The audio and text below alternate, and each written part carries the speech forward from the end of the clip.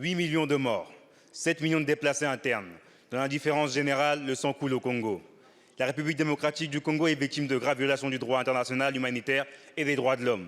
Je vous parle de crimes contre l'humanité, de crimes de guerre, de viols, d'exactions contre les enfants et les femmes, d'enrôlement forcé d'enfants soldats. Le sang coule au Congo.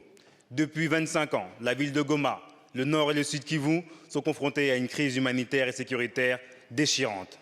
Les institutions internationales reconnues sonnent l'alarme depuis trop longtemps. Ainsi, l'UNICEF et le Programme alimentaire mondial préviennent que les surpopulations dans les camps de déplacés entraînent des risques accrus de maladies mortelles. Personne ne peut dire qu'il l'ignorait. Et pourtant, cette guerre est oubliée, alors que le trafic de matières premières à la racine de ce conflit, le cobalt, le lithium, le coltan, circulent librement et atterrissent jusque dans nos portables. Cette guerre est passée sous silence, pourtant nos téléphones sonnent. En mars 2023, le président de la République, Emmanuel Macron, est venu tenir une conférence économique sur les minerais stratégiques à Kinshasa. Il a parlé d'argent, il n'a pas parlé du sang des Congolais. Le monde est-il indifférent à la souffrance africaine?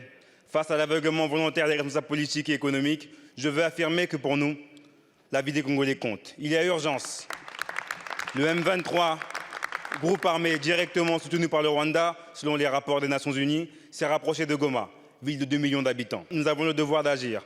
Il a fallu attendre un communiqué du 20 février dernier pour que le Quai d'Orsay déclare que la France est très préoccupée par la situation et appelle le Rwanda à cesser tout soutien au M23 et à se retirer du territoire congolais. Les mots sont importants, les actes le sont plus encore. Alors, Madame la Ministre, allez-vous geler vos coopérations militaires avec le Rwanda et procéder à des sanctions économiques et diplomatiques?